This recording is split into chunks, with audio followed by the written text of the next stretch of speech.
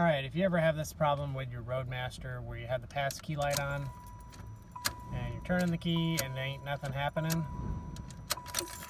because the little key thing there is acting up.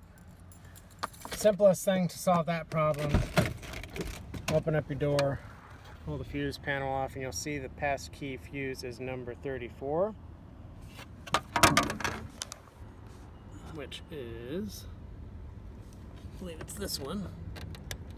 So you get that out, pop it back in, should be good to go.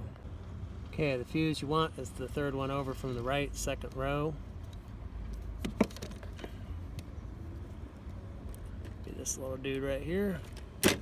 Pull it out, make sure it's good. It's good. Pop her back in.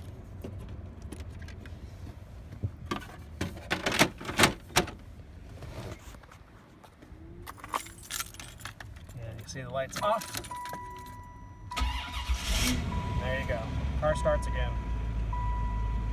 Simple fix, kind of annoying. I think what happens is over the years the contacts get a little messed up and it's not reading the code. So that's how you override that if you find yourself suddenly stuck somewhere and your car doesn't work.